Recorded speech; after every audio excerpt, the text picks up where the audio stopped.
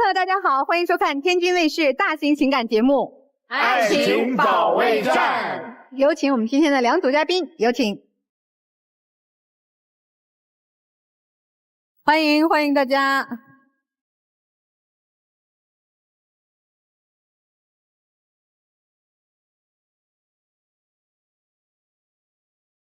首先要疗愈的是本期第一对情感嘉宾马先生，55岁，来自河南；司机刘女士，55岁，来自河南，房产销售。他们究竟遇到了怎样的情感困惑？你参加节目的诉求是什么？我真的太不想跟我老公过了。我老公其实就是一个名副其实的妈宝男，什么事情都听他妈妈的，他妈妈让干什么就干什么，这让我太生气了。我妈妈都那么大岁数了，也不知道让一下，天天给我妈置气，这样的媳妇是怎么当的？不听他妈妈的话，难道就是我的不对吗？这样的老公要他干嘛？干脆让他跟他妈妈过一辈子算了。哎呀，这火气十足的哈！二位都50多岁了，还有很严重的婆媳矛盾。是的，老师这怎么回事？应该不是现在才发生的吧？不是，我跟我老公是1991年认识的，那时候就是媒妁之言，父母之命嘛。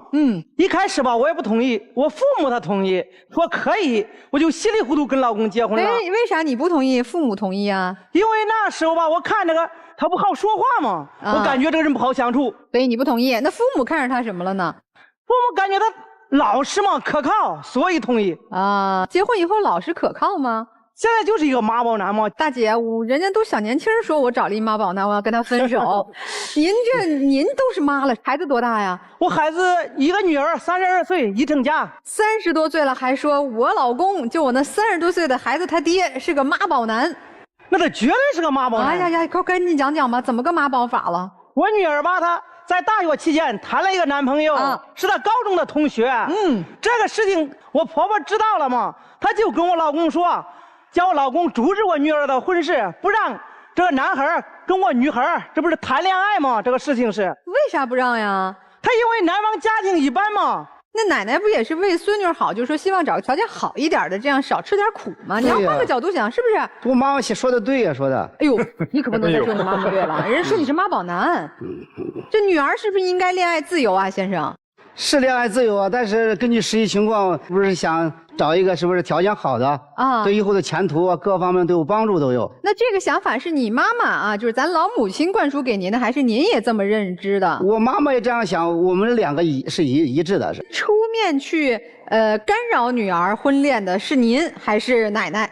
他先跟我说了，我不是跟他说了吗？说不通，我妈妈也找他也说这个事儿。现在可以说是我女婿了，他们已经结婚了嘛。这好事。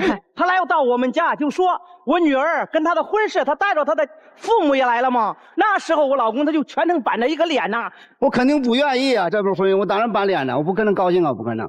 那女儿现在嫁了以后，婚后生活过得怎么样？我女儿现在又有房又有车，又有一个可爱的孩子，多好了，多幸福呢！过得还是基本满意吧。那是不是您爱人当年支持女儿结婚这件事情，爱人做的是对的？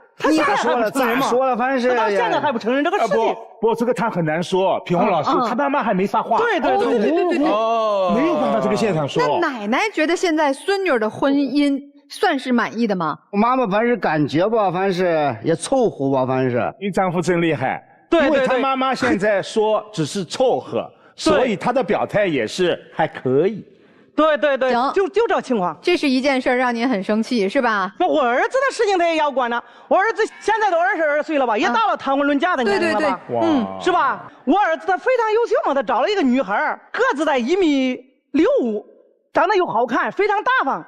我很喜欢这个女孩，我儿子跟她谈得很合得来。这次为啥不让？这不是又漂亮个儿又高？我妈妈她提前都为我儿子都着想了。他说有一个说长得不错，身材家庭条件都好，他非听他妈妈的。这事儿婆婆也找孙子聊了，跟他孙子聊了嘛？他跟他孙子聊，他孙子就认同这一个姑娘了，什么都不谈。其实我妈妈她对这件事实际说的，我感觉还是有道理的，还是有。反正你妈妈说的都有道理，你妈妈说的一切都是对的。你母亲有没有说错过或做错过什么事？举3件。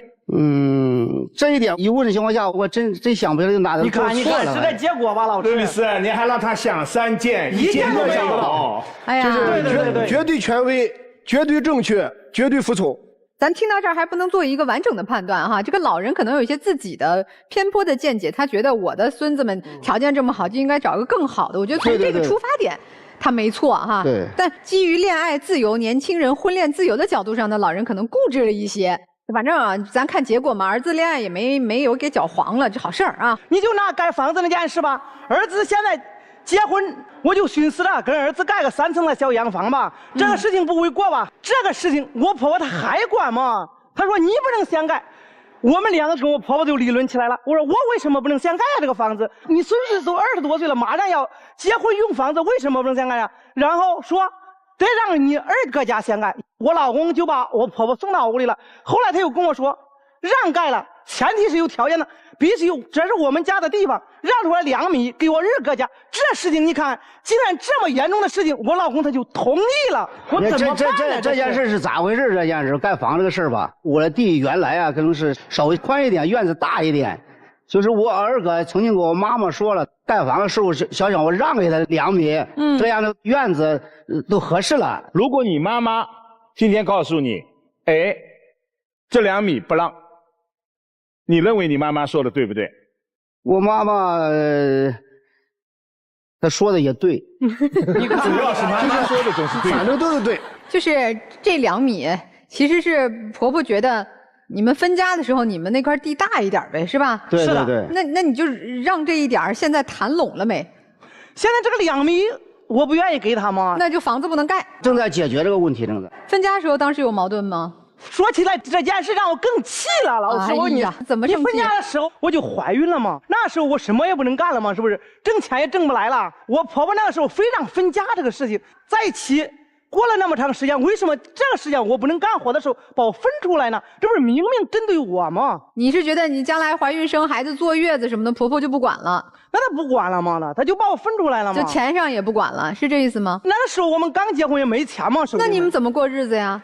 我找亲戚朋友借点维持生活，他打了一个零工啊，还借钱呢？很苦的，那个时候很苦的过的日子。那你没跟婆婆秧歌借点钱呀？说婆婆，那我婆婆她根本不给我嘛。那时候家庭条件不好，也没有多少钱，那自己靠自己奋斗，能自己想办法，自己过得更要。反正当时你也没向着媳妇儿呗，也没跟你妈说能不能帮把手，是吧？所以你媳妇儿不满意的就是这点。他听了妈妈的，他不敢说。哎呀，像这件事要不用我妈妈说，他们自己都知道这个事怎么办呢？这么？那你这孩子也生了，一儿一女的，这应该冲着孙子孙女儿也应该关系缓和了一些吧。那我生孩子的时候是更气了吧？那时候都怀孕9个月了嘛，是不是？年末大冬天的，我婆婆非让我去赶集，我又挺着个大肚子就去赶集了。到下午我再回到家了。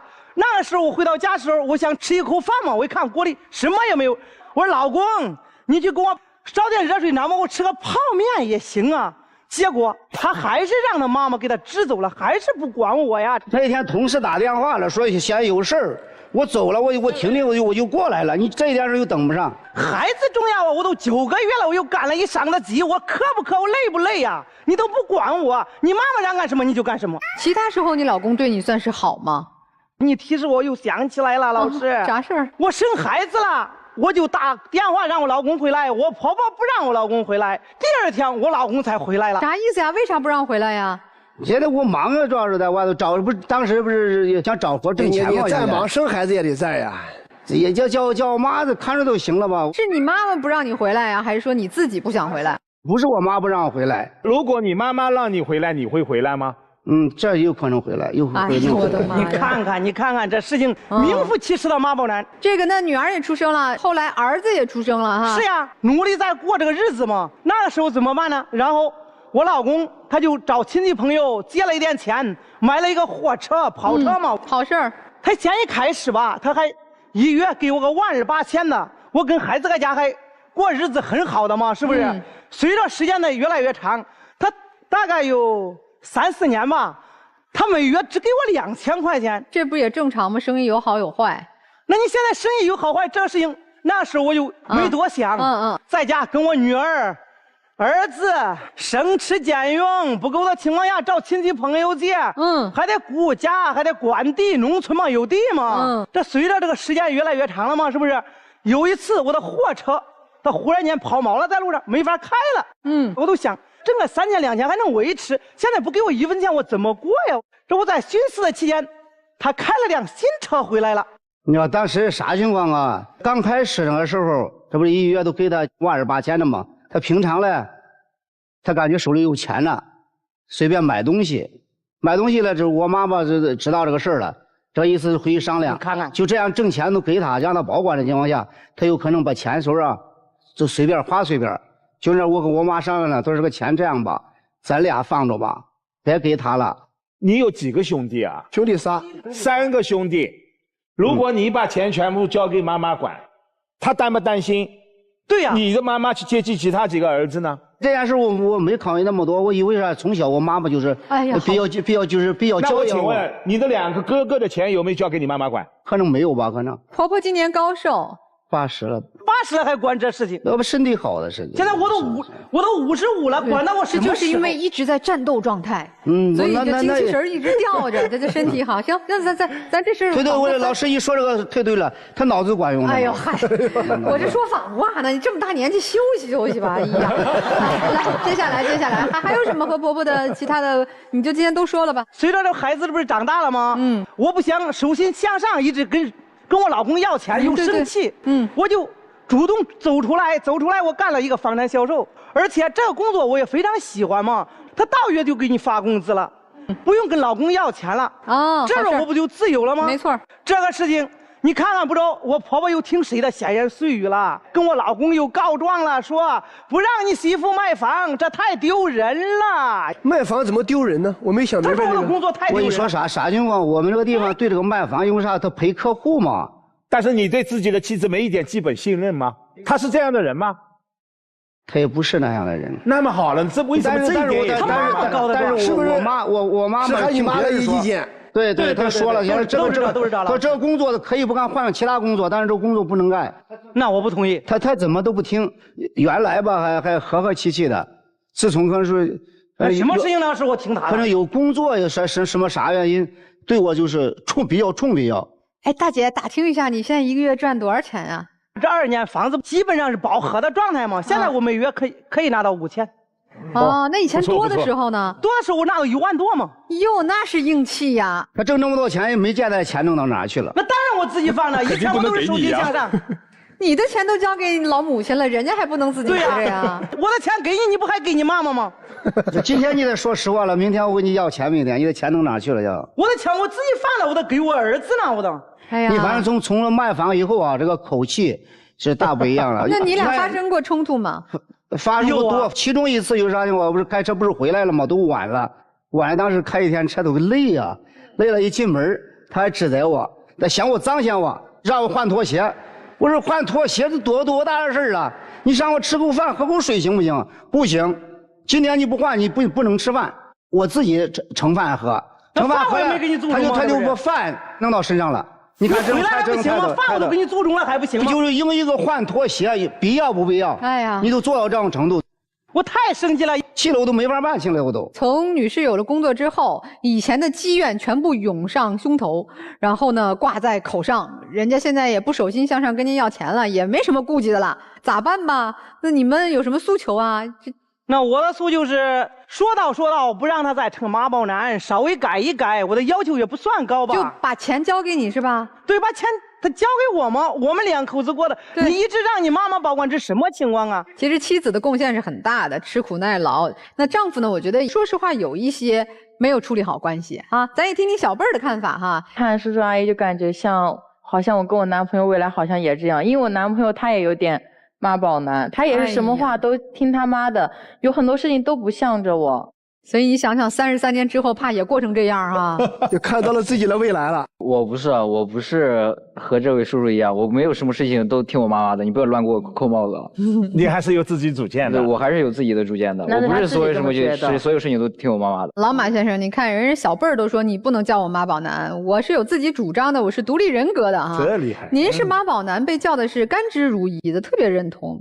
这你也得思考一下，听听老师们的意见啊。我觉得这样子，因为已经几十年了，这您先生改是改不了的。这你说让他不变得那么妈宝，这个事儿我觉得他做不到。他就算今天跟你说他做到，回去他妈跟他哭一哭好一好，他又回去了。所以我觉得您现在应该想的是怎么样能够优雅快乐的过你自己的老年生活。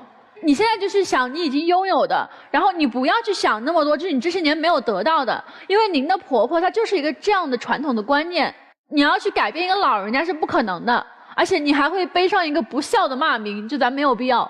只要你的儿子跟你的女儿坚定的跟你站在一边，他总有一天会改变。但这一天一定是可能等到你们家老人家可能100年之后，到那个时候他才会改变。因为一个人的这份孝心，我们且不说这个叔叔是不是愚孝，但他这一份真心，我觉得是不会被任何事情所改变的。辩证的来看，我觉得这个大叔还是一个非常讲感情的人，所以他不会去做什么破坏你们家庭团结和谐统一的事情。大叔就是，我觉得你老婆其实不是说非得让你跟你娘对着干，她其实就想要你一句话，咱就是如果真的做不到，咱能不能哄一哄，咱能不能态度好一点。您这个老婆很优秀很不错的，对儿子女儿的这种教育观、恋爱观、价值观这都挺好的。你有个这样的老婆，我觉得您应该觉得很感恩了。还有就是您的母亲不止你一个孩子，所以其他的兄弟姊妹应该尽到跟您一样的赡养老人的义务，不是你一个人来承担这些东西。因为未来你和你的老伴儿养老也需要钱，你的儿子女儿也许在人生道路中还会碰到很多困难，你为什么要让你的孩子未来的抗风险能力那么的差呢？所以你现在做的很多事情就会让真正爱你的人而远离你。听到现在呢，我觉得大概你们2位的问题应该是，第一个就是情绪问题，然后第二个就是实际的问题。然后我想先来说一说情绪的问题，主要是这个情绪，其实我很担心刘女士，您今年年纪其实也不小了，一直窝火，一直生气吧，我特别怕您的身体会出现一些问题。所以说我就在想，就我听到现在，我觉得好像最让您生气的一件事就是说当时坐月子不给您做饭，对吧？对对对。那我教你一招，你看能不能这样让你心里能好受一点？就你心里现在也想，就是也撒气，就说好，那个时候你不给我做饭，等你以后需要我给你做饭的时候，我也不给你做。但是到时候你真不真的给他做，我办不到。你到时候再看。但如果这样想能让你心里，我主要想让你解解气，我真的就是怕您的身体会出现一些问题啊。然后第二个就是婆媳关系，您这个是真的不太好解决，因为确实母亲那把年事已经很高了，你让她改变呢，其实是很难的。然后您丈夫现在说能改变，但是能变多少，其实你心里也没谱，其实我们也都是没谱的。所以说，如果3家我们轮流赡养老人，看可不可以？然后就包括之前说的那个2米让，如果可以同意3家轮流赡养的话，我觉得这2米就让了吧，我们让个安心，好不好？好，我听老师的。这大姐是，你哪儿打着灯笼找的这种媳妇儿啊？人家小李老师做了个假设，说婆婆当年不给你做饭，你也不给她做。你媳妇儿，你知道第一句，你看着她说什么吗？人说我做不到这个，一码归一码。她对我好不好，那是我婆婆，我得孝顺。你是这意思是吧？是是。你哪儿找的这媳妇儿呀？我的天呀！啊，这30多年过得憋屈的。然后小李老师又提了个特别善良建议，说那要是能大家轮流照顾一下这个老母亲，咱那2米让出去行不行？他说行。对啊。那是行的事儿吗？当年分家分完了，是咱的就是咱的。但凡是一个强势一点，真的强势啊，不像他这叫的响，他还不舍得把婆婆让出去，让别人家里去来回走，怕别人说呢，说我不孝顺婆婆赶走了，是吧？是的。他怕邻居街坊，怕村里的大妈大爷后边戳他脊梁骨。所以我真的觉得啊，咱就从具体事上做一个调整。那2米就是你家的，当初分家，什么叫分家？分完家各自财产就分开了，那就是我们家的。再者，你拿这2米地是拿的心安理得，这几十年谁在孝顺老母亲啊？是你和你媳妇儿啊！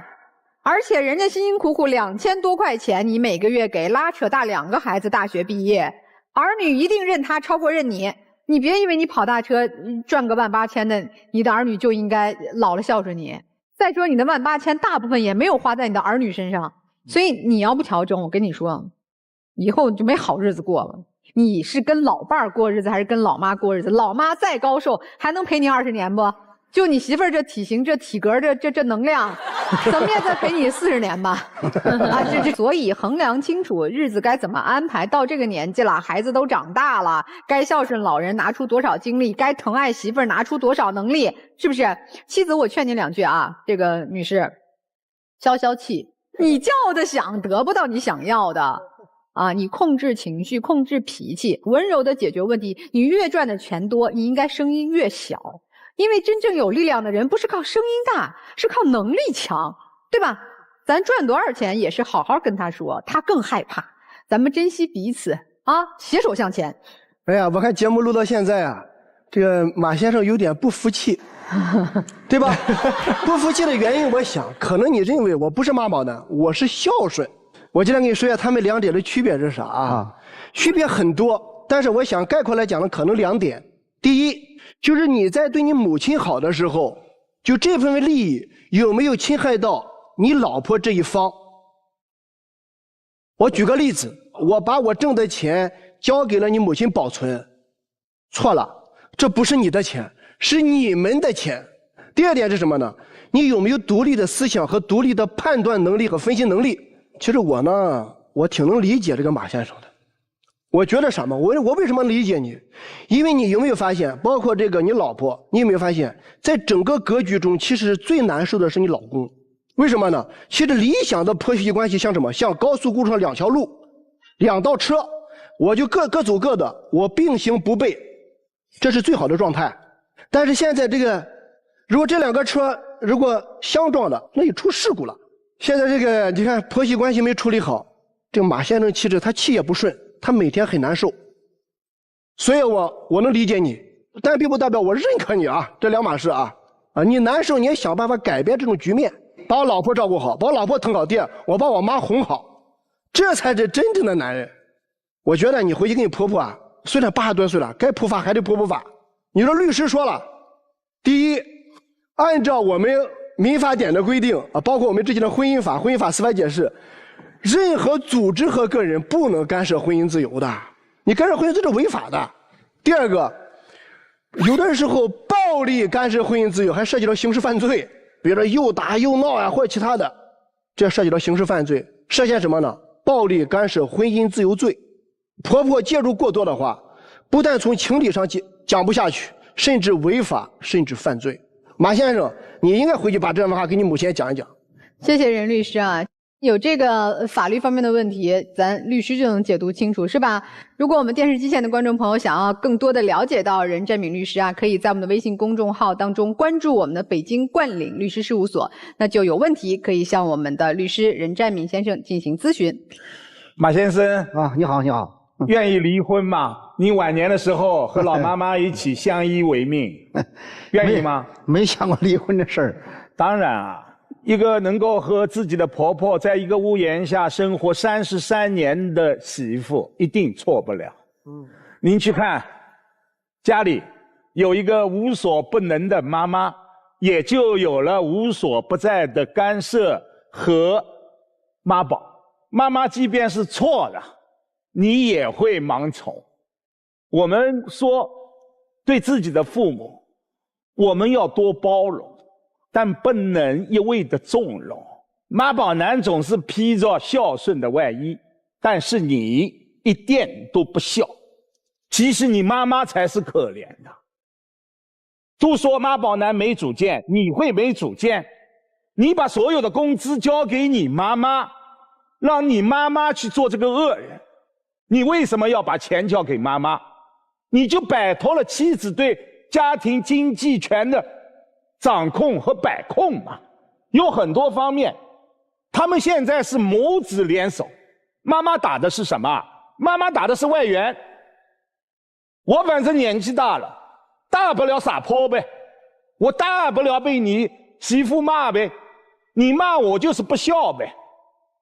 一切的一切你都看在眼里，你就当一个旁观者，因为最后得益的全部是你。你应该把两个人的好，尤其是媳妇的好，经常和你妈妈说啊，让你妈妈去比比别的媳妇，有可能让一个老婆婆在屋檐下生活33年吗？你妈妈随着年事已高，对家庭的干涉，她会越来越深。为什么？年纪大了以后脑子会糊涂，她会没有分寸了，她更加的不可理喻。她认为一切的一切，我就是为了儿子好。所以要改变的是你，还有你。如果你现在赚了钱，不自高气扬，婆婆虽然无理取闹，但是你改变一点，温柔一点，突然让你婆婆感觉，哎，这个媳妇怎么变了一个人呢？然后她旁边妈妈的耳边风多吹吹，但是一切是一个基础。妈妈管的钱必须在录了节目以后去拿回来，这是对妻子的尊重，这是对妻子和婆婆在一个屋檐下生活33年的感谢。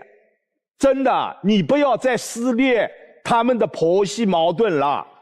老人80岁了，你于心何忍？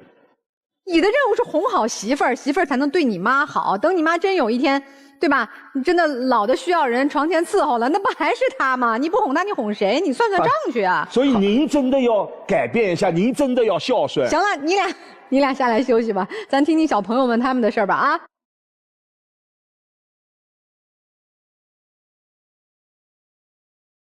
本期第2对情感嘉宾小杨，22岁，来自安徽，自由职业；小王，21岁，来自安徽，自由职业。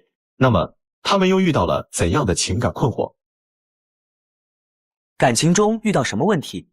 他现在变化太大了，对我各种隐瞒。他总是疑神疑鬼的，一点都不信任我。他现在就是在给自己找退路，别的都是借口。他总是想控制我的生活，我觉得我一点空间都没有了。希望对方怎么改变？和前女友划清界限，像以前一样好好爱我。别给我那么大的压力，我真的是太累了。这没听懂啊，和前女友划清界限就是给你压力大了啊，这就是压力大，你很累。所以小王和前女友划清界限对你来说压力很大啊。我们之间就除了这个事情，还有就是最开始的事情，我们是从小青梅竹马长大的，然后我家里有点重男轻女，我成绩又不好，他们就觉得我就上完高中就别上了，上大学也没有什么用，是大专，然后觉得我成绩不行，他就帮我补习，然后帮我劝说家里人，然后他算是改变了我人生的折点吧，算是我黑暗中的一束光。因为他，然后我上了大学，我们上了大学之后在一起了。今年开始要订婚要结婚了，因为订婚彩礼的事情，然后我们之间就发生了矛盾。他现在就整个人好像就因为彩礼的事情，整个人就变了，跟以前完全不一样了。那你家突然加10万块彩礼是什么意思啊？而且我那10万块礼说加了，我也没说不给了吧？但是你妈妈为了那10万块钱彩礼，说让你去和别的男人去相亲吃饭是什么意思啊？我们家原本就是说要30万的彩礼，但是我觉得我们刚工作没有这么多钱，然后我就跟我妈说，以后等我结婚之后，我工资高一点，然后我可以再补给家里头。我就跟我妈说20万就行，我就一直磨着我妈妈，但是我就不想给我男朋友压力，我就跟他说我们家是20万的彩礼，我就想跟我妈妈那边好好说。结果就订婚的时候，我妈就说她拿不出来30万，就让我跟她分手，然后我就很难受，我就想说跟我妈妈再劝劝。当时我妈妈就一直催着我跟她分手，让我去跟其他人相亲，我就想说走个过场，别让她逼我，因为我工作压力也很大。然后当时我一到那，我就跟那个男的说，我说我是有男朋友的，我是因为家里头他们催得紧，我就想来走个过场而已，我连微信都没有加。我妈到时候问我怎么了，我也就说人家看不上我，我就过去这个事情了。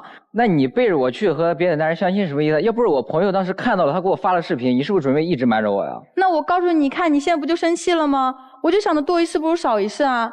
不，女孩，你这叫敷衍两方，既敷衍你妈，也敷衍男朋友。你要是妈宝女，听你妈的，你就别嫁他；你要是爱你男朋友，决定你俩在一起，你就跟你妈直接说，我就认准他。你干嘛做这事儿？有什么意义吗？两头都不高兴。她就是一个控制欲特别强的人，然后她还就像威胁我一样，说你要不跟他分手，她就去找我男朋友，她就说去他公司找他。我妈是一个很偏激的人，我不想让我们两家闹得那么难看。那现在怎么办呢？这个彩礼的事儿一直还在耗着。不是，这彩礼你妈是准备自己留下吗？好多家长不是彩礼就贴给自己女儿了吗？我妈妈她就是他要拿走，控制欲比较强的他要控制这笔钱，他觉得就是可以帮我照顾好这笔钱，然后他就背着我去投资，然后呢就亏了。他朋友打电话跟我说联系不上他，说他钱还不上，我才知道。然后呢，我就拿我们自家20万那个彩礼钱把这个5万块钱给补上了。但是那当时我为什么借钱，你自己不知道吗？还不如为那10万块钱彩礼吗？男方是想借5万块钱去投资，赚10万块钱来补彩礼，是这么想的吗？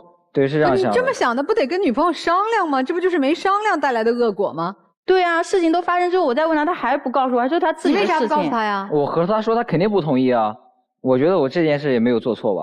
他还总是说我妈妈过分，说我妈妈要求这么多，但是他妈妈也是，我们还没结婚呢。以前他妈妈就没有10万彩礼这个事情的时候，他妈妈也就简单说一下，你们以后结婚生小孩，我可以给你们带，也没说强制性让我生小孩。然后他妈妈现在就每天就催我备孕，就说我们结婚就立马要小孩，然后还每天就是管着我，让我这个也不要吃，那也不要吃。我每次去他家吃饭，我连饭都吃不饱。那我家给你那么高的彩礼，我妈提一点要求怎么了？这是一点要求吗？就有一次我生病了，然后呢，就是那个肺炎就炎症有点严重，然后我就当时吃那个药，他妈妈就看我吃药就跟我说，你别吃这个药，这个药不行，这个药吃了小孩以后长不高，就不让我吃，说我扛着就行，说我身体有抗体。那我妈本来也是为了你好啊，那是药不都是3分毒吗？你多喝点热水不就行了吗？那我都发烧发好几天了，那我还是小伙子，你基本的医学常识总得有吧？肺炎喝点开水扛扛就好了。另外，小伙子，你们2个人还没走进婚姻的殿堂，备什么孕啊？而且就是现在每个月我一休息了，他妈妈就打电话找我陪他去医院，然后带我体检。不就是普通的体检吗？想那么多干什么？哦，我总算明白了，刚才为什么女生说男生也有点妈宝，对吧？这算妈宝男吗？当然啊，算。然后他妈妈就现在就管着我们，之前他都没有这样。就因为加了这10万彩礼，就好像他们就可以控制我，就觉得让我干这干那，我都必须得服从一样。男生说一下为啥呢？带他多体检也是为了他身体健康，以后我们也一起也好啊。那你妈怎么不带你俩一起去，只带他去？那我不知道啊。哎，那你不问问你妈妈吗？我没用啊，他寻思就不是体检，不就正常体检吗？他现在就是对我什么都不管。他对我态度也特别冷淡，就是生活中也是，以前他什么都顺着我嘛，就是我们每次吵架，然后他都会过来哄我，我有时候确实就比较爱生气，但是我被他一哄我就好了嘛，我们就是之间都这样。结果现在就是我跟他吵架了，他就不理我。有一次就晚上他做饭，我就说了一口你这个饭太咸了，他就直接掀桌子就翻脸说你不吃就别吃了。然后我就赌气走到那个楼梯间，他就等着他过来哄我，他一晚上都没来，然后去打了一晚上游戏。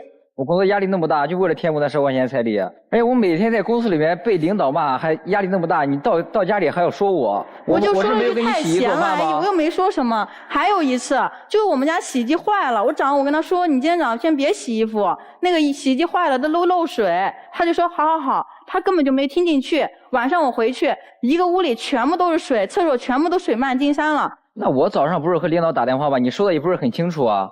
而且那么小的事情，你自己拿拖把、抹布擦一擦不就行了吗？他以前什么事情都帮着我，什么事情都顺着我。那男方为什么会有这样的变化呢？他已经不想跟我在一起了，他变心了。我哪有变心啊？我不一直都是这样吗？有什么具体的事实和表现吗？他跟他前女友一直都有联系，一直藕断丝连。你俩不是从中学就青梅竹马，怎么还有个前女友呢？就是我们大学的时候，我们不在一个学校，然后封校了一段时间。那段时间也是他对我开始冷暴力，然后我跟他闹分手，他就同意了。我们俩分手之后1个月，我又找他去和好，我们就在一起了。后头我就发现了一件事情，就是他在跟我分开的那1个月，他找了一个女孩，迅速就谈上了。当时他可能就已经脚踏2条船。不是我什么时候脚踏2只船了？你给我提分手，我不伤心，我不难过吗？他过来找我的时候，我就不一赌气和他在一起了吗？我当时为什么和他只在一起了1个礼拜而已？我当时跟他提分手是因为之前我们每天都打视频电话，然后呢之前每天都聊天分享日常，然后那段时间他就突然就不跟我说话了，我跟他说什么他回得特别敷衍，给他打视频也经常不接，说自己在外面忙，说社团有事。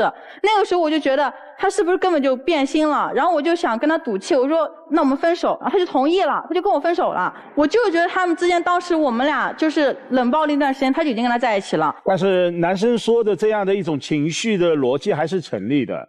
那天情人节也是，我给他订了束花，然后呢送到他寝室楼下。你给他订花？因为我经常跟他吵架嘛，然后我觉得我想哄哄他，我给他订束花，结果外卖员说没人签收，我给他打电话问他在哪，然后他说他在忙，视频电话他直接就拒绝了，就不给我接，然后我就怀疑他当时就已经跟他那个前女友在一起过了，我觉得他当时就已经叫他2条船了。你们别想那么多，别胡思乱想的好不好？我当时是好不容易托朋友才请到那个学长吃饭的，我请他吃饭，舔着脸去请他吃饭。是为了什么？还不是为了我毕业之后他给我找个工作吗？你大情人节的请人家吃饭呀，人家不过节呀。他也没对象啊。哎，行吧，男生我问你啊，人家女孩回来又找你，你提出了和你那个前女友分手是吗？我就和他在一起了1个礼拜就和他分手了，就他在找我之前我已经和他分手了，根本都没有太多的关系。那你信不，姑娘？我不信，因为他现在跟他前女友又联系上了，他这个前女友就变成他同事了。他一直没跟我说，就之前跟我就说什么压力大，就什么他想静一会，他回家就想抽根烟休息一下。然后我看他跟手上聊天，我以为他跟客户聊天呢。后头我去他公司，然后我才知道那同事他前女友，他们俩天天在手机上聊天，聊得比我都多。他现在就每天跟我就没什么话说，跟他说啥都是哦，然后就非常的冷淡，跟人家在手机上聊天，凌晨2点钟跟人家出去吃饭，12点多时候他就约他出去吃夜宵，然后他就出去了。那个女生约他就出去了。他们俩说话暧昧吗？有一些。当时是他要给我介绍客户啊，我出去吃个饭怎么了？凌晨2点钟介绍客户，闻所未闻。那当时确实是介绍客户啊。然后当时我不看到他那个信息了吗？第2天我看到了，我就生气，我就把他介绍那个客户给删了。他那个客户就联系不上他，就找他公司投诉。回到公司，那领导给我一顿骂，我当时都一脸懵。他还扣了我的奖金，还扣了我的工资。你应该删他前女友的微信，不是删客户的微信。我把那2个都删了。那前女友加回来了吗？加回来了。本来就是同事啊，我总不能真把他给删了吧？就因为这个事情，他不让我碰他手机了，就说我干扰他的工作。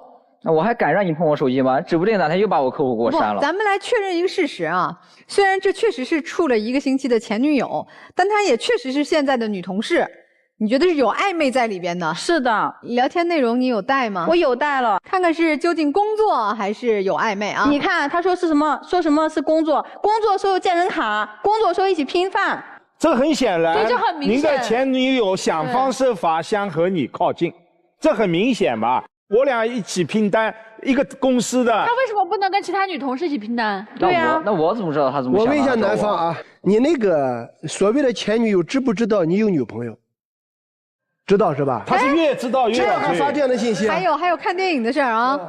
你看，跟我都不看电影，说他工作太忙了太累了，跟人家说一块看电影，然后还说给他带早饭吃。哎，女生，我问一下啊，你有发现他们实际的接触吗？就比如说那个半夜陪客户，我们可能有一点理不清，到底是陪客户还是私下里玩？那倒没有，但是有一件事情也特别让我生气，就是有一次我给他打电话，问他晚上下班怎么不回来，然后他没有接我电话，然后过了大概2-3个小时，他才跟我说，他说他陪同事在看急诊，没有看手机，然后我就说，那你哪个同事啊？什么病要不要我去帮忙？他没回我这同事是谁，他就说急性肠胃炎，说他陪他先去输液，到后面到了快凌晨1点钟，然后打电话跟我说他今晚不回去了，陪同事守夜。我说你哪个同事？我认识吗？他说是他那个前女友。当时和我一起出去带客户，那他突然生病了，我不送他去医院，把他自己扔在那里吗？哎，男孩，你就踏踏实实陪你这个前女友吧，你别回来了。不是，就是他多想了，他本来就是生病了，我送他去医院而已啊。那是我多想吗？我生病了，他说什么？他说你自己买药，我现在忙没时间。哎，女生都这样了，就干脆走了算了呗，让他就好好陪着前女友吧。但是他也是很爱我，这么多年他对我也很好。然后就我感觉就是因为我们家30万彩礼的事情，好像就他现在就冷暴力我，对我态度变，就想让我逼着跟他分手，他就跟他那个前女友在一起。不是，那你这是什么话？我什么时候逼你了呀？那你这每天这么对我，你难道不是在逼我跟你分手吗？我怎么让对你了？我每天对你不都是一样的吗？还有好多事情我都没说呢。他说他想吃那烤猪蹄，就离我们住的地方有点远。然后那天我休息，完了我就赶快去坐地铁坐了1个多小时，我去帮他买那个烤猪蹄，我给他送他公司楼下，我想给他个惊喜嘛。结果他同事说他不在工位，在外面带客户呢。然后我就给他打电话，我说那个我给你买了烤猪蹄，他就特别轻飘飘的说了一句，哦，那你给他放到传达室吧。就好像我是个外卖员一样，难道就为了一个烤猪蹄过来见你一面，把客户抛下吗？他就是总是拿工作、拿客户当幌子、当借口。然后当时我也体谅他带客户辛苦，我就说，那你晚上想吃什么？他说他想吃我做的饭。我就那天看了好多教程，我给他做饭吃，回来了说什么米太硬了没煮好，然后又说什么菜太油了，说不行，然后就说要去煮泡面吃。我忙活了一下午，他去煮泡面。那就只能你说我不能说你了吗？难道你做的本来就是很难吃啊？我那再难吃你为什么不能吃呢？我在公司中午吃不好，早上也吃不好，晚上回到家那难吃，我说泡个泡面怎么了？哎，姑娘，我是不是叫你一块去吃了呀？你还在这跟他较劲干嘛？他就不在乎你呗。你都看得很清楚了呀，你还在这一直扯着嗓子喊啥呢？那我不是工作压力大，然后忙为了那彩礼钱吗？你看他又提这事，又说他压，他就拿这些当幌子。我觉得他就是跟他前女友要旧情复燃了。如果你们2个人即便走进了婚姻，彩礼这件事他会记一辈子、说一辈子的。我明确告诉你，男生你还想跟女孩步入婚姻吗？想啊。这30万的彩礼你还准备去筹划吗？对啊，我现在已经在准备，还在准备着呢。但其实你嘴上说的和我们听女孩描述的你们的现状是不太吻合的，听起来你对她确实不太上心了哈。咱听听这个叔叔阿姨对你们小情侣的感情有何见解？我想问一下这个女孩子吧，你最低的要求是啥呀？最低的？我就希望他跟他前女友可以划清界限，不要再有联系。这个男生来，他提出的条件你怎么样能办到呢？我肯定可以做到的，他就是想太多了。他嘴上说做到，他每次就这么哄我，说什么我下次不会再这样了，下次他还犯。你能把他微信能删掉吗？能？可以删掉。你可以考验的。我感觉这个男孩他明显的他已经不像以前那么爱你了，因为呢10万块钱一直在处处给你找事，你可以适当的放弃这段。其实阿姨看得很准。来听听老师们的建议。你不应该把他看成是你人生中的救世主，他并没有改变你的人生轨迹和命运。只要你心里是想往这个方向走，往这个方向去发展的，哪怕当时你的父母没有让你考学，你最后自己也会自考的。所以不要给你的人生跟他的这个机遇加那么多滤镜，然后给自己加那么多想象的这种情节，不是一方救赎谁。清醒一点，你的世界里面应该先有你自己。你先要爱你自己，你才会被别人爱。他想吃烤猪蹄，你跑大老远去给他买，还送到公司楼下。如果你是我的妹妹，我就现在告诉你，这不是你应该做的事情。你现在应该做的事情就是让读书，给自己赋能，然后多锻炼自己，让自己去赚钱。你就再也不用被你的原生家庭所控制，像卖女儿一样的讨价还价。我特别能理解这个女孩，就是她其实是很想跟你结婚的，就是她面对她的母亲她没有办法。就你们俩之间，这个女孩更想跟你结婚，因为她太想脱离她的原生家庭了。她宁愿可以接受你妈妈对她的指指点点，宁愿接受你母亲对她的质疑，她也想跟你走在一起，是因为她的人生从来没有被谁这么爱过，只有你。你明明知道你是她的全世界，你就是欺负她了吧？欺负了。就是大家都不是傻的，你知道吗？只有这个姑娘傻。一个女生她这么楚楚可怜的，就是她也跟你这么多年来来回回，青春都是你吧。你现在可能说出于责任或者出于道理说我要跟她结婚，但是你现在真的不爱她。她见过你爱她的样子，现在就是不爱，我看来也是不爱。所以我建议你好好想清楚，你到底为什么要跟他结婚，为什么要跟他在一起。如果真的只是因为这些年跟他在一起，你要对他的青春负责任，那么你还有别的方式，但是千万不要拿自己的下半生去偿还。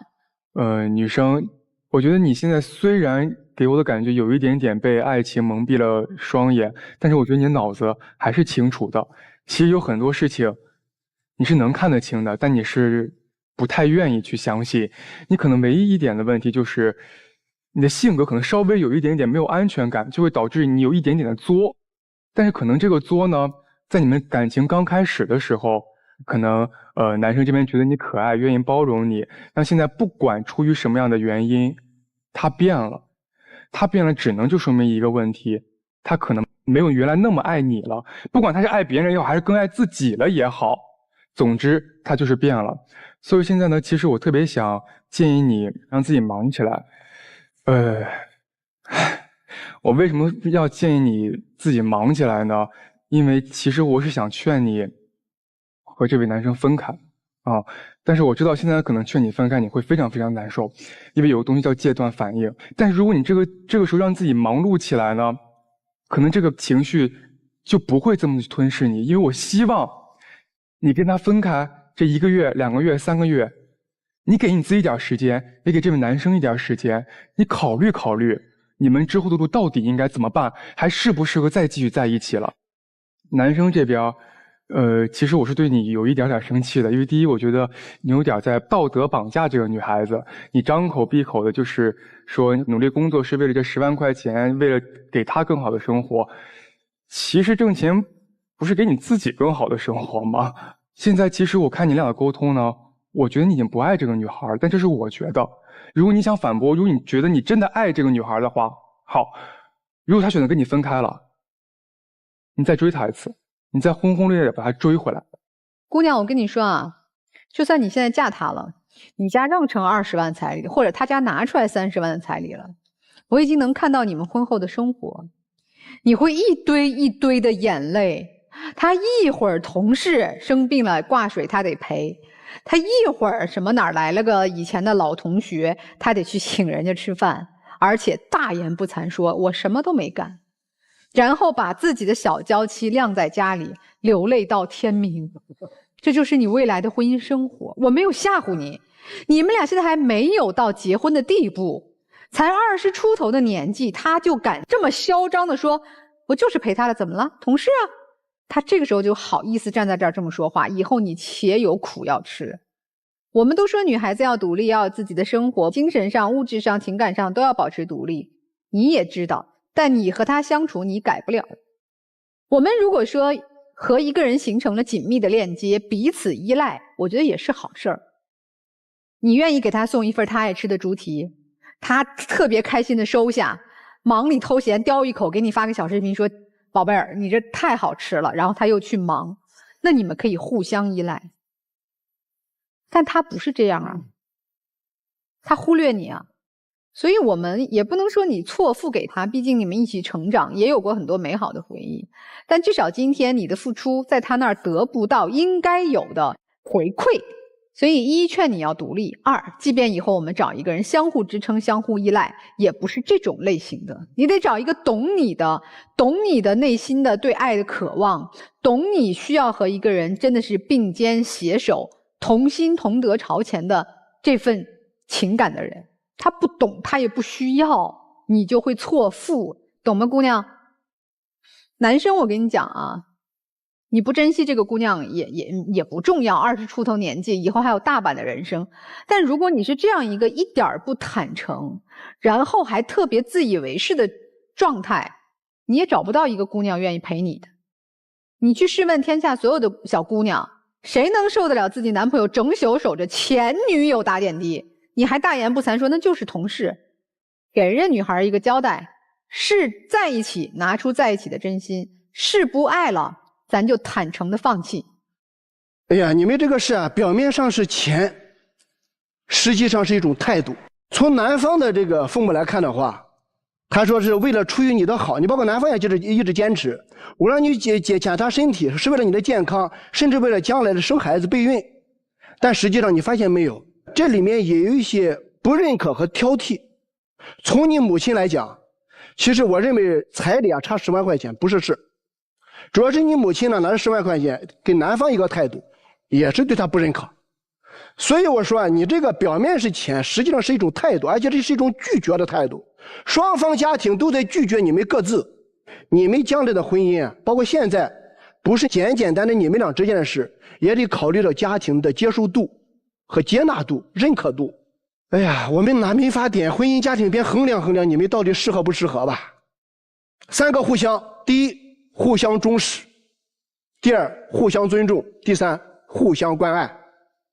先说忠实吧，男方虽然说我不喜欢前女友，但实际上包括一些比如陪她看病呀、看电影呀、共同吃早餐呀，包括这个微信删了又加回来，包括频繁的接触，尤其是在凌晨的接触，男方做出这样的一系列事情，我不可理解，甚至我把他认为就是不忠实。第二点，尊重。除了猪蹄事件之外，包括你给他说的一些，比如说这个洗衣机的事件呀，他实际上话就没听进去。但男方说他怪你声音小，所以说你们种种这些事情，我认为是不尊重。第三点，关爱更谈不上了。如果他把对那前女友的关爱用到你的身上，你们今天就来不到这里了。忠实、尊重、关爱，反正我现在是没看到。谢谢任律师啊！如果我们电视机前的观众朋友想要更多的了解到任占敏律师啊，可以在我们的微信公众号当中关注我们的北京冠岭律师事务所，那就有问题可以向我们的律师任占敏先生进行咨询。感情的变淡，它是无法掩饰的。男生的行为、男生的态度、男生的现状，都已经表明你对这一段感情已经开始变淡了。那个前女友在你们这段感情当中，她就像一颗地雷。这颗地雷谁埋的？男生埋的，故意埋的。他为什么现在频繁的和这个前女友发生这样的交集？你显然是在自己安放备胎。你的一切行为很不堪，很不堪，不像一个男人。女生的可怜在哪里？就是增加了10万彩礼。对彩礼，我经常说，作为一个传统习俗，我们应该尊重，这是对对方把女儿养得这么大的一种感谢。但彩礼它有一个基础和底线，那就是量力而行。所以我当时匪夷所思，为什么一个女生到这个现场胡言乱语的在说我会努力的，今后我们会怎么样，我怎么去弥补，以后我们可以怎么样？因为他真的凭他现在的能力，他拿不出这个钱。如果拿得出，我断言这个女生是愿意用自己的钱来贴补这个彩礼给自己的妈妈，因为她渴望这一段爱情和即将到来的婚姻，但是她没有办法。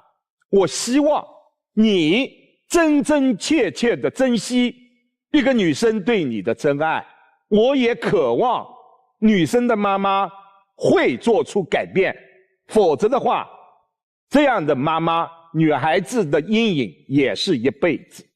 哎，老师们都给出了建议啊，至于你们小情侣未来何去何从，你们自己做选择。总之，现在不是最好的立刻要结婚的时节，好不好？我们也请两组嘉宾回到转门后边，看看你们的最终选择。来，有请两组。如果您有情感方面的法律困惑呢，也可以私信告诉我们，我们将请律师在节目当中为大家来进行解答。收看我们节目的完整视频呢，欢迎您登录腾讯视频和优酷视频来观看。第一组夫妻啊，他们会出来吗？于老师？肯定出来，肯定出来哈。任律师呢？刚才两个人的表情已经表明了100%能出来。肯定会出来，肯定出来哈。来看看他们的选择，请开门。哎呦，没嘛？哎，出来了，出来了，吓我一跳，吓死我了！哇呀，拉着手出来了，手都拉上了。哇，你们两个人真吓我们一跳啊！老婆以前这脑子有点混，现在就通过老师这个讲解，我心里现在清楚了。以后反正是都听你的话吧。再给你一次机会吧，看你的表现。来，不是抱一下吧啊，抱一下。谁先抱？不好意思了，哎呀，不好意思。不哭。这终于哄媳妇儿了，不哭哈。对，但这个眼泪也是一种释放哈。这是个好媳妇啊，祝福你们啊！谢谢祝福你们，老师。尤其是对婆婆嗓门轻一点啊。好的，老师，谢谢，保重身体啊，保重身体。谢谢老师，谢谢老师，再见。再见。两个人有爱吧，咱们就有方法能调整哈。那这对小情侣他们之间爱还有多少呢？老师们觉得他俩会出来吗？我觉得会出来。我觉得因为他们俩现在其实都不知道说其实现实有多残酷，两个人还是以为自己还跟当初一样爱对方的。我觉得应该出来。对女孩啊，我感觉她不想放弃。